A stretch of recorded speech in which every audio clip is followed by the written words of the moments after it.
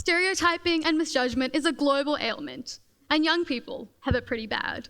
Characterized as economic assets or economic burdens, young people in the media are barely seen as human at all, under the titles of our affiliations, what industries we're currently destroying, or as economic instruments, or really at all. We're being spoken for and spoken of, and although we're trying to speak out, no one seems to be listening. That's why I created Youth of Sydney. Too often, I and my motivated, gong-cha fanatic friends are titled the leaders of tomorrow, the future. But here's the thing, we care about our world today. We care about our world now.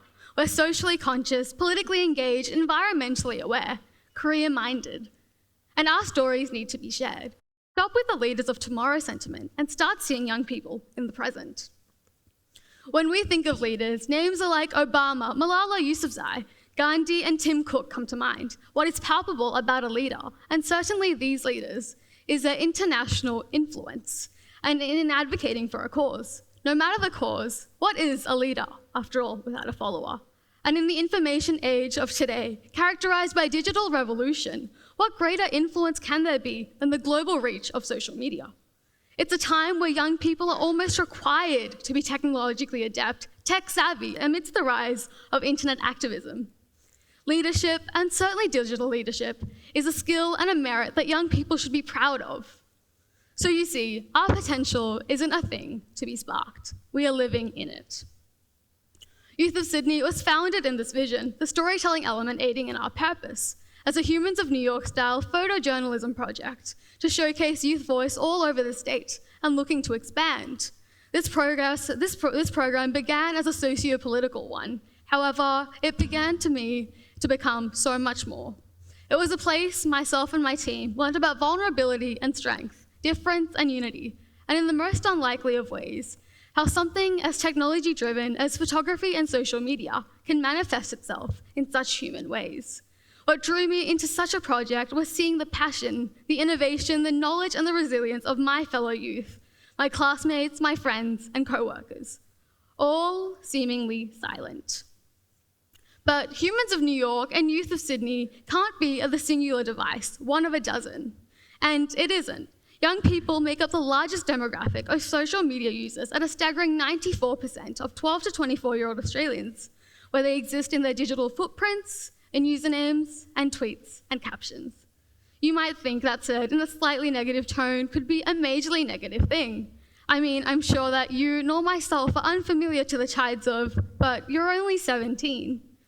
And you aren't living your life, you're always on that phone. But if you have a look at your follower stream right now, this is what you might get. A group of girls at a new acai bar living their lives, a group of friends at a library celebrating a birthday or protesting against their government and climate change, living their lives.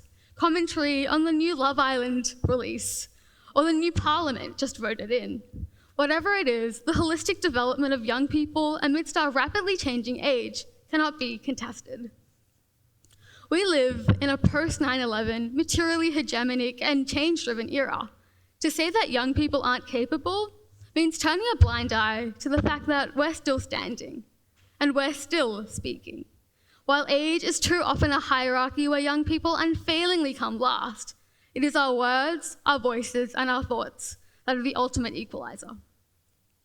To see young people's merits in place is to see our social media feeds, our comments and advocacy. The articulations of Greta Thunberg at 11 are no parallel to flat earthers and climate change denialists. And of course, it's almost like with age, there does come experience, but experience and passion and knowledge and talent aren't simply a byproduct of it. And we shouldn't invalidate these nuances of a young person.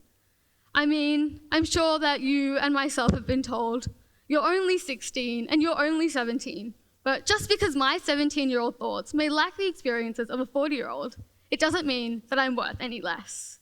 You see, when I was 6 years old, walking home from school with my niqab-clad mother, someone said to us, go back to where you came from. When I was 12 years old, on the swings at my local playground and I wore the headscarf, someone said to me, if you didn't have that on your head, you would be in my bed. When I was 15 years old, someone said to me, if it wasn't for your people, the Lynn Cafe siege would have never happened. Silence ensued for those 15 years, and now I realize these elements of stereotyping and discrimination extend beyond my brown female Muslim identity.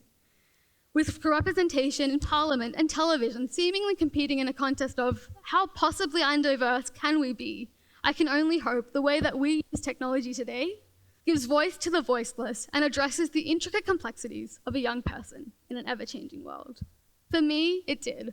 When I encountered such obtuse attacks to my identity, I was able to turn to social media and connect to thousands of people who looked like me and shared my experiences, to my network who vocally stood up against such attacks to our Australian values and inspired me to do the same.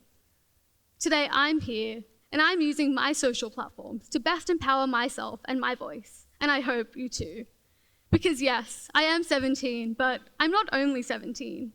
I'm speaking out, but I can't be the only ones in the microcosms of my little network against the current of what feels like the entire world.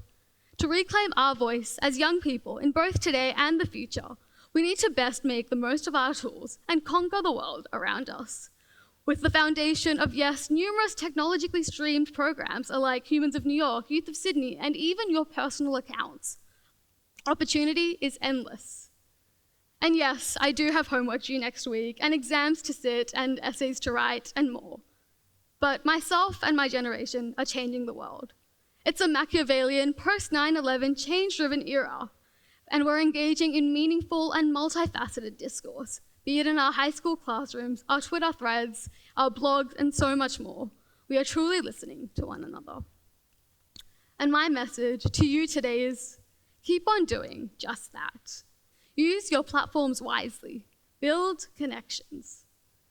Take control of your voice, because there is no time for silence under the stresses of injustice in the 21st century. I'm speaking out. My name is Tasnia, and yes, I am only 17, but I'm also only 17 once. And with this one chance that I have at it, I'm choosing to stand up with our one voice for our one planet. Thank you.